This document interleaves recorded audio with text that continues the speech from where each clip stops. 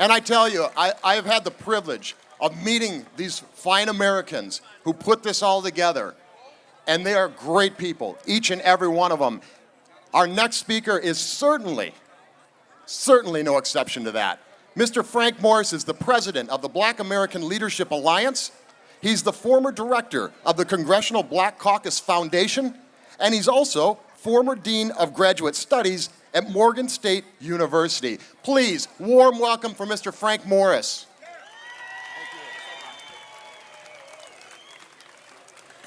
Hello, everybody. It's hot, so I won't be very long. I just really, my wise grandfather told me, if you're going to talk, say two things that people remember. And my two things are two questions which I want to address that I hope you will remember. The first question is, why is there a devaluation of American citizenship? And second, why do we not talk about the real racism and immigration policy? So let me talk about those two simple principles. Why? Why the interests of illegal workers who've had the benefit of non-enforcement of American laws to protect American workers and the benefit of non-deportation and the benefit of staying in this country, violating many other laws, whether they're driver's licenses or paying taxes, why do they get the priority from the Congress over the interests of American workers?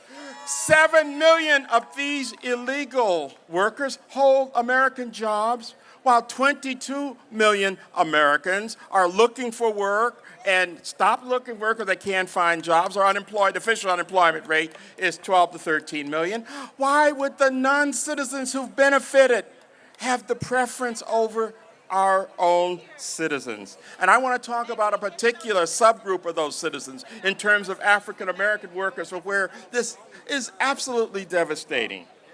But let's look at the first question. It involves an evaluation of American citizenship.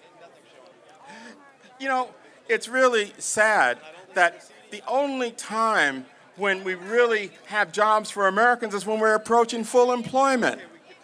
That's the time when we should have an immigration policy that supplements, not displaces Americans for jobs. Many Americans have to train in the H-1B visas. Now, I said that immigrants are privileged, and they are privileged.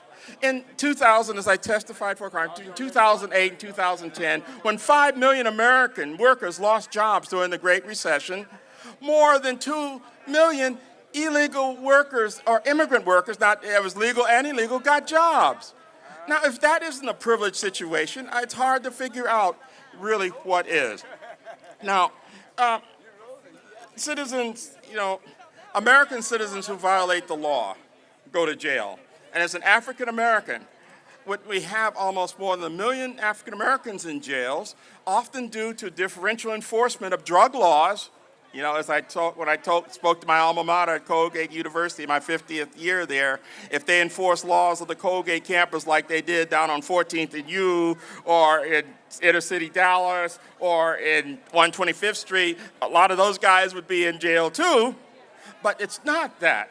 If there is going to be any amnesty, why give it to the privileged ones who are already privileged by benefit of our laws, instead of nonviolent drug offenders for which our taxes are used to have to pay? I mean, let's recognize that American citizenship should have some value. Now, the second question addresses the racism. The charge of anybody who opposes illegal immigration is alleged racism. As an African American and a veteran of the civil rights, this really gets my dander off, because this analogy is false in the most obvious reasons. First, to compare the civil rights struggle, where American citizens were fighting and challenging the constitutionality of laws legally, and often at personal risk of life, sometimes being lynched and other things for challenging law and taking the consequences. This is considered as equivalent to non-citizens going into another country, demanding rights they do not have, and demanding that laws that were supposed to protect American citizens not be enforced. You say that's equal? Second, the analogy implies that it's an equivalent, that American citizens or African Americans are equivalent to non-citizens who have the benefit of not having our laws enforced. For many years, for many, many years, African Americans were told, hey, the difference between our unemployment rate and the larger unemployment rate was because of two reasons. African Americans, we didn't speak the King's English right. We used Ebonics, we didn't speak the King's English right. That was one reason. The second reason is because we had less education. That was supposed to. Now you have non-citizen workers, many of whom averaging in some of the sending countries from Central and South America, less than a junior high school education, who get jobs without even being able to speak English. What kind of analogy is that? Third, African Americans, we were struggling for rights in our own country as citizens. We did not have another country who would provide cover for us, who would provide identification numbers for us that could help us to get advantages in another country, as we see what's happening, at least in the case of Mexico here. And we were not privileged. 40% of the illegal aliens, and that's another bias, the press does not call them illegal aliens. They're able to control that. 40% of them are not from Central America.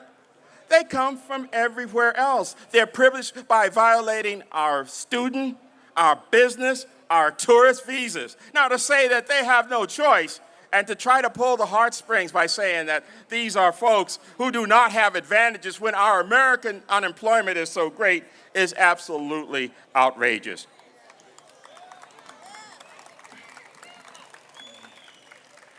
Yet, let's really talk about the real racism, because the real racism on African American involves this whole issue of giving the priority for non-citizens.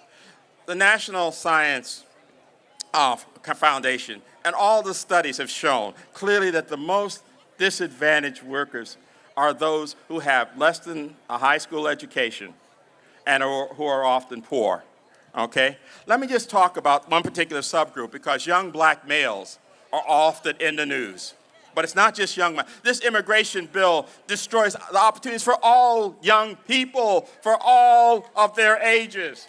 Andrew Sim of Northeastern University, the most acknowledged expert on teen unemployment, said that any young person who's out of a job for 6 months will have a negative impact for the next decade, okay? The next decade, And if we look at this particular category, I just want you to remember this category, because we've had a lot of concern, allegedly, about young black males.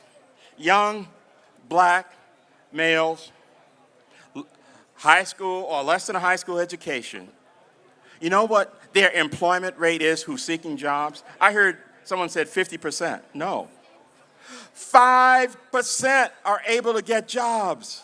5%. Now, my MIT PhD tells me that that's not a 50% unemployment. Guys, for African American males and teens, males and females, it's 15%. That's not a 50% unemployment rate. There is simply no concern. This is the racism that non-citizens who have violated and benefited from the violation of our laws are having a new bill that Congress is proposing for them that give them more benefits, while our own citizens are tragically suffering more. As I said before, never have so many, owed so much as so few. They're not here. The young blacks, the young workers of all ages are not here to fight for themselves. You and I are. God bless you.